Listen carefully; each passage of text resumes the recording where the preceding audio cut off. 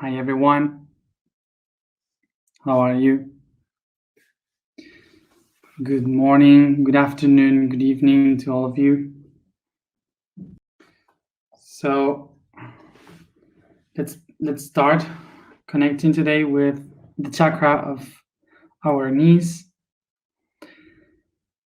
and our topic for today, which is architecture.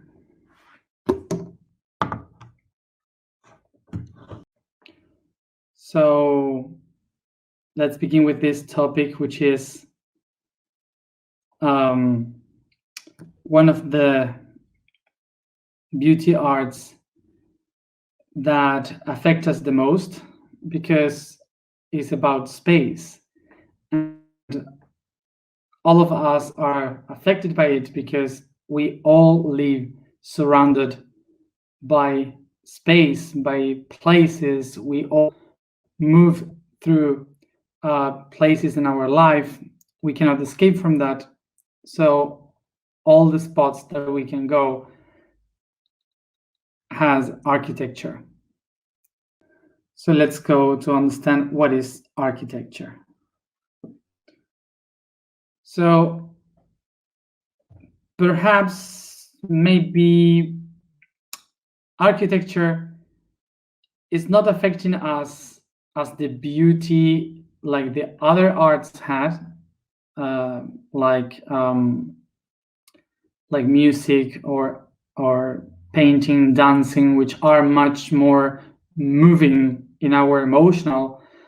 But even though architecture is kind of the one that affects us all every day, constantly, so it's important to know about it.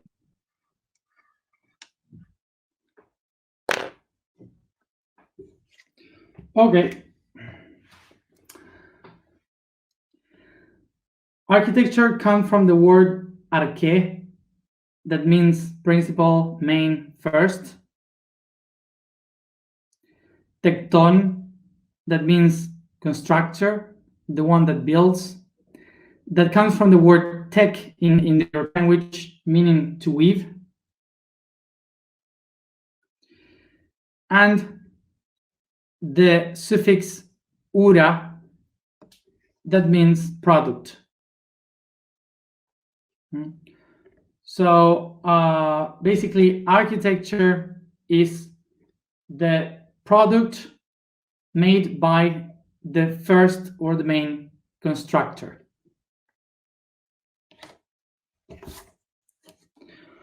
So from where comes this name? From the idea of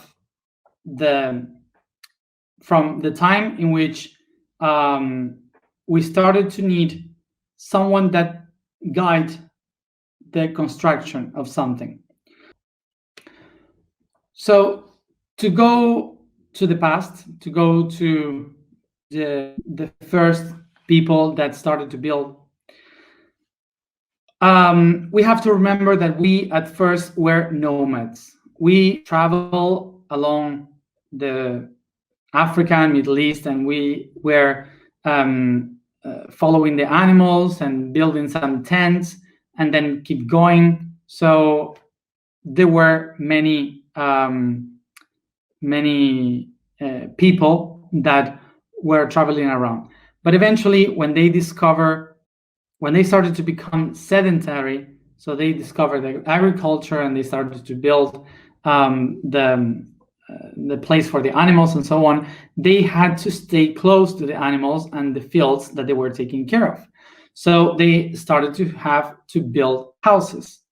And the way they did it was, of course, with mud, clay, and stones. So they started to make these kind of caves with these materials, and they created these first houses. This made that many of the people that became sedentary, they just did all the constructions as best as they could. They were trying to do their best. But what happened is that not all of them knew how precisely to do it. So with experience, some of these people stopped being the ones that worked in the fields, and they were the people helping how to build the structures. So they were kind of the masters of construction.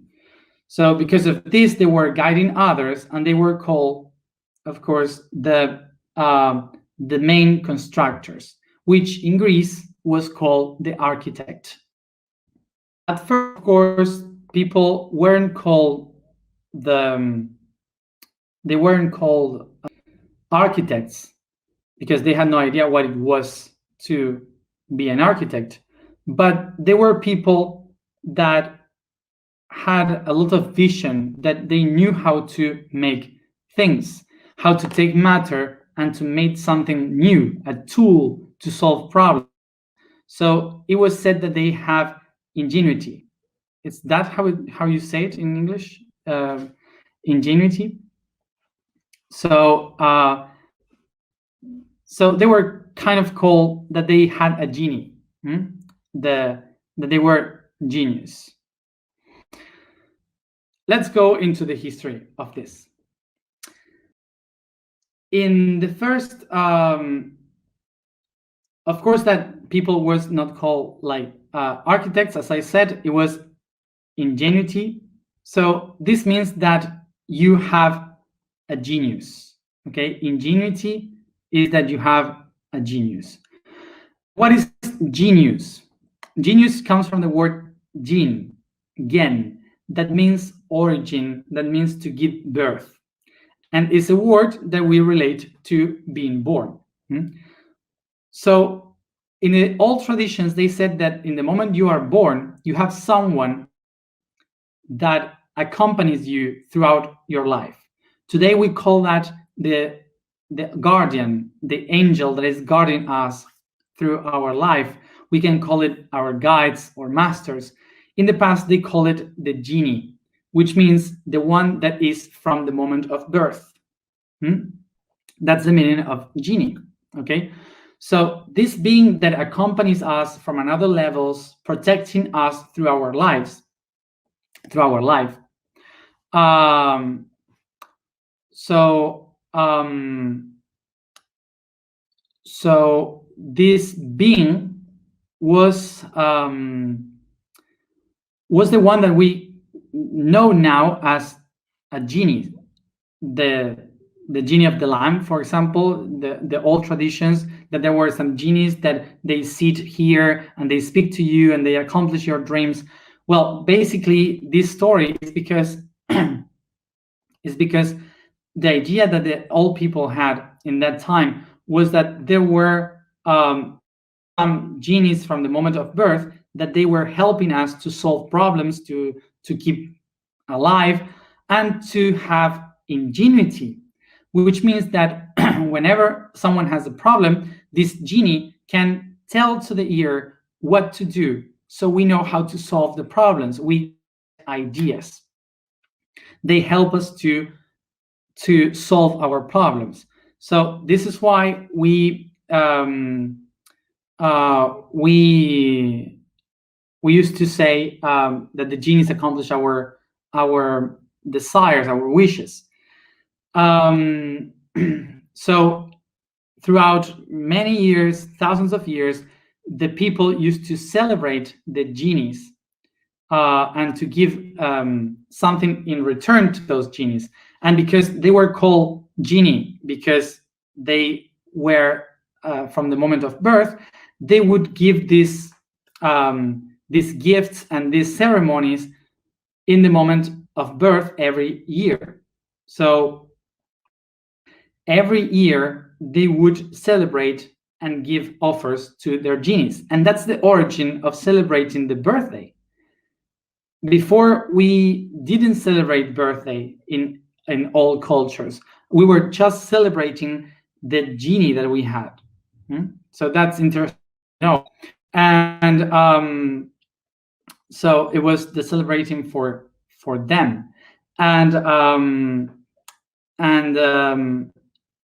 So we call ingenuity to have this ability to know how to download ideas. Okay, So this is why the people that had the ability to take the matter and to do something to transform reality were called the engineers. Okay, engineers are the people that has the genie that knows how to take the matter, to build a tool, and to solve a problem. Okay, so basically that's the origin of engineering. Basically, that's the origin of the name. So that's a bit of story, so you know from where it came from. So when you take a look backwards and you see those people like Socrates, Plato, Da Vinci after many centuries, and all these kind of people, you will see that suddenly they knew about many things, about mathematics, biology. They knew about construction, about geometry, about spirituality. They kind of mix everything. They had knowledge of many different things. And why is that? Because they were holistic, because they loved wisdom. They love to know a bit of everything. Today we have people that is specialized in only one thing, and they know a lot about only one thing. They are separated from the rest. That's why we have this perception that in the past the people knew much. So it's not that those people in the past were genius or they were special. It was basically that they were free to open their minds to know many things, to open their minds to accept many other options.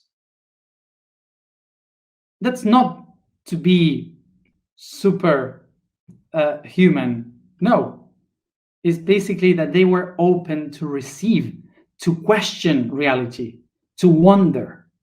They wanted to know the connection of everything. That was the point. So today, what people does is to go and study something, and I want to know this, and I have to be the best one on this, and all the rest, I don't care about the rest. I'm just gonna do this as best as I can. And that's what makes us so bad as a humanity, because we have no idea about many things. We just have an idea of only our thing.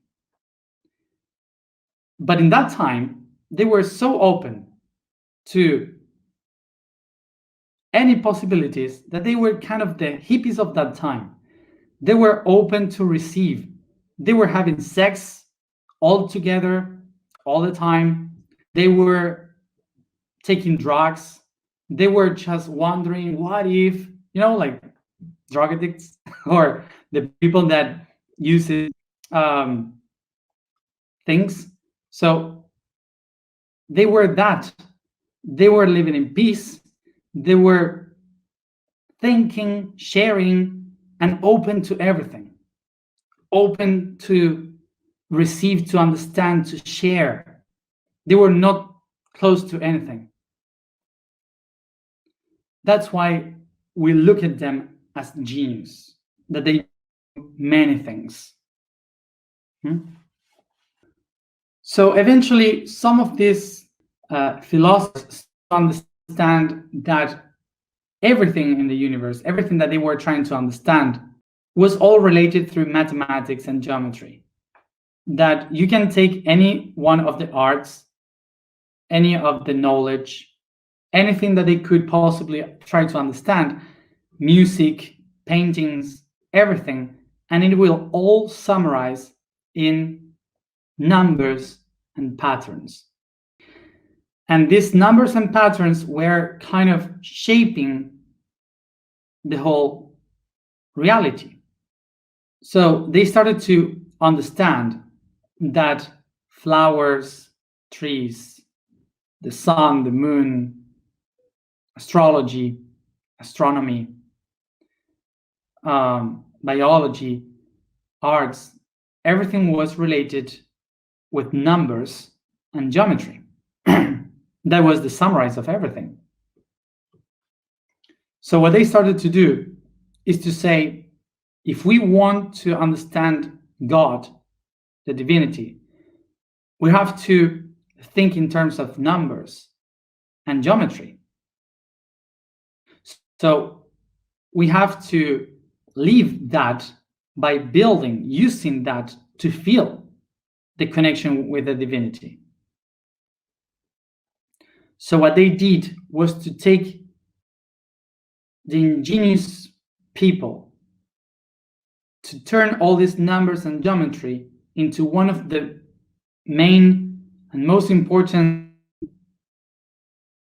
arts that could make us feel the divine, which is architecture. In that time, an architect had to know a little bit of everything, had to know about nature, botanics, mathematics, music, biology, and spirituality, about light and color. An architect needed to know God, to understand the divinity.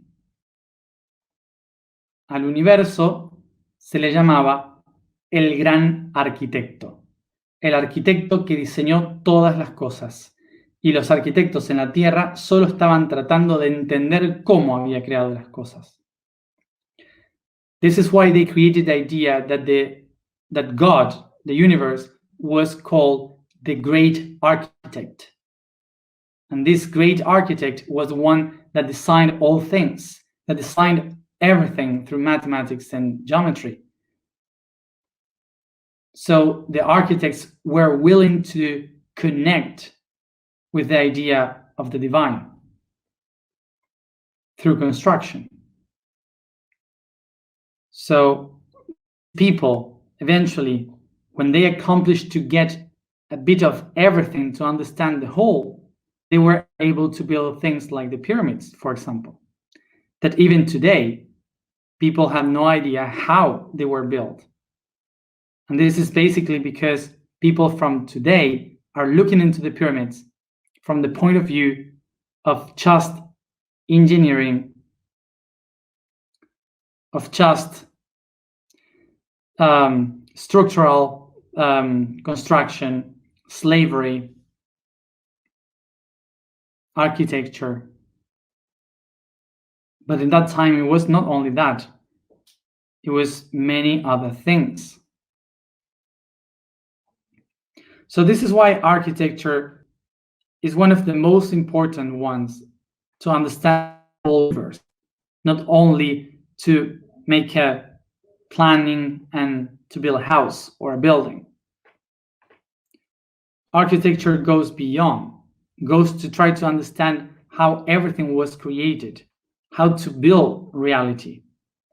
And this is because architecture is related with two main things: the void, the emptiness, and the space. So when we say void, void is a place where nothing exists, and that eventually something starts to occupy a space on it.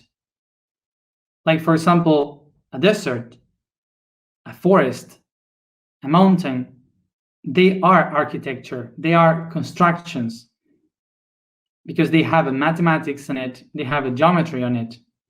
So from the void of nothing appears the space that starts to reproduce in many shapes.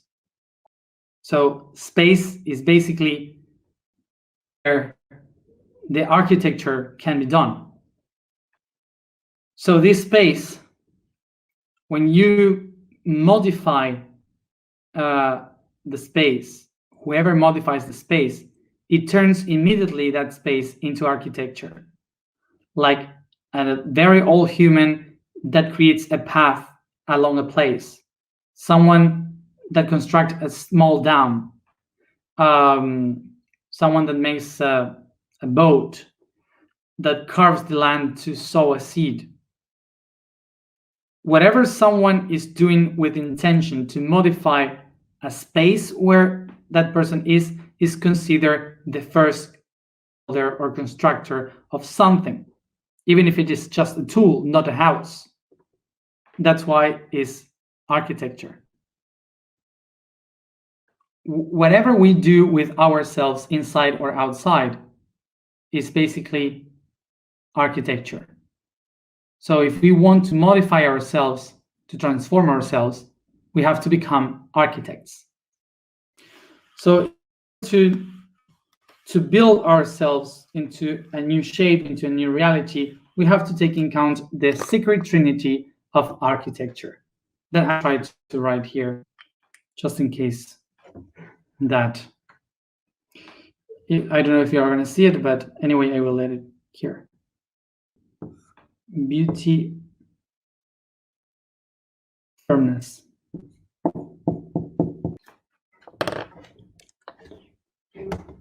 Okay, sacred trinity, the sacred trinity of architecture: beauty, firmness, utility. This sacred trinity of architecture was written and signed by a man called Vitruvius in the 1st century before Christ.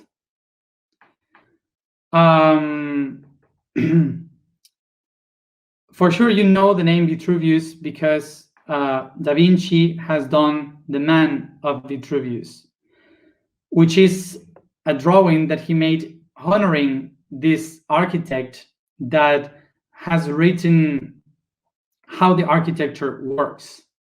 And he established this, the trinity of architecture. And what Da Vinci was trying to do was to honor this man that has designed the basements of geometry and mathematics and the construction itself. Even if today architecture has changed a lot, of course, that these three are not the base of architecture anymore, because today the architecture is much more different. Architecture doesn't need exactly today to be related to beauty. It doesn't really have to be related with firmness, because it doesn't need to be firm exactly. And it doesn't have to be useful for some certain things. Because today is very different the way in which we see the architecture. But the goal of understanding this is not about the reality of architecture, but much more related to the concepts of architecture. Okay, the meanings behind the reality. So the reason why I say that these three maybe are not specifically today related to architecture is because these are related to the canon of the Greek Roman cultures, that they had this idea that architecture was to build something, a building. Okay, so this building has to be firm in order for it to not fall down. It has to be useful for a state, for the population, and of course had to be beauty according to the culture that they had in that time. But of course today architecture is much more different. Maybe architects today can build a space where it doesn't need for firmness, because it's a free space that is considered much more a container of a situation than something that must be whole. And maybe it's not useful, maybe it's just something of expression that is related to be used for anything precisely. Okay, and beauty is relative. Okay, so from our point of view today in our current architecture, maybe these three are not the main one, but in the essence of the beginnings of architecture, in the ideology of architecture, these three would be kind of the sacred trinity. So let's try to understand these three according to our own process, so we can become our builders, our own constructors of our own being. Remember, for the ancient ones, the universe was the great architect, the ones that could design everything. So everything is us too.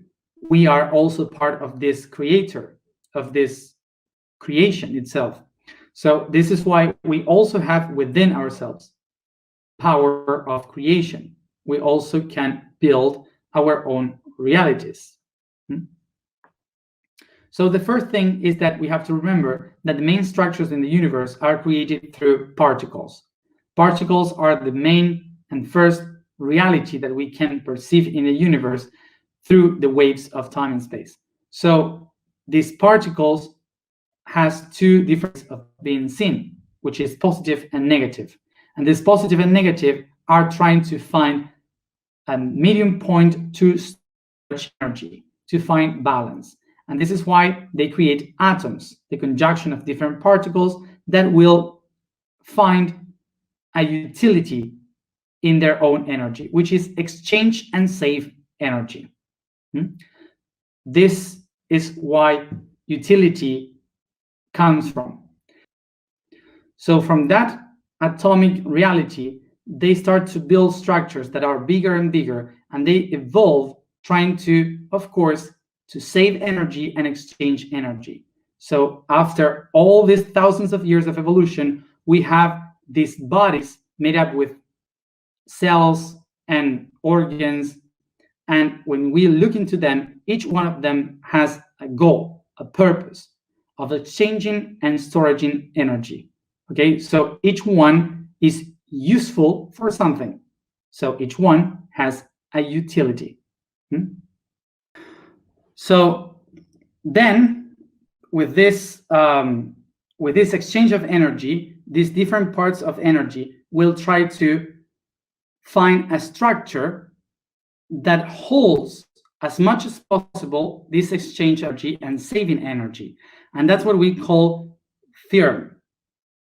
Firmness is the idea of holding as much as possible one structure. The first one that exists is the tetrahedron.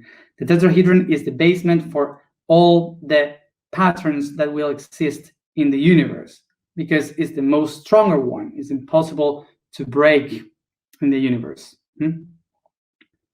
So the idea of firmness would be to find the patterns that hold the energy. So of course that then this one will find different other ways, like this one here. I have more, but this one's here.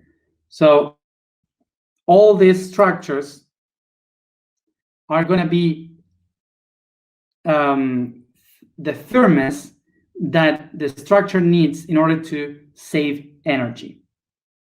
Okay, in order to save energy. Perfect.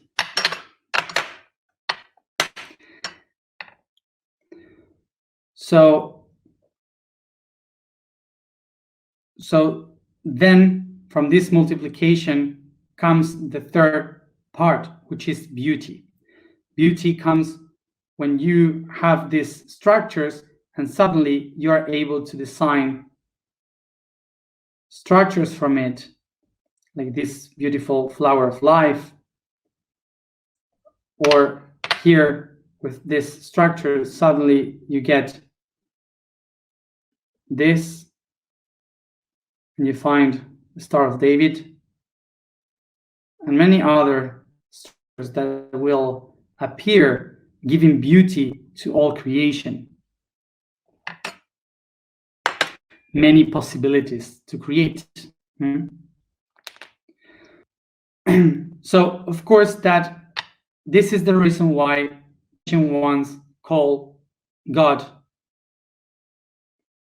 the great architect, because by mathematics and geometry, have here the utility of a structure, the firmness of a structure, and the beauty through its multiplication. And the way in which we use this building in ourselves is recognizing, remembering that each one of these structures are organs, are emotions, are chakras. So when we start to recognize which chakra is each one of these, if I know the utility, the useness, the utility of each one of these structures in my body, when I know my organs, when I know my chakras, if they are useful for me, what things I can use from me, if they are firm, if I am in my own axis, if they are strong, if I find myself strong, or what are my weaknesses, when I recognize the beauty that I can give to the world through my attributes, my gifts, so I will be building myself up. So basically, to become the builder of my own reality, of my own self, is to know this mathematics and geometry, and to know how useful are each part of self, how firm I am, and what are my attributes that I can share with the world. Once said this, let's go to the information for today. The vibration is Ru. The statement is, I am the guardian of the path.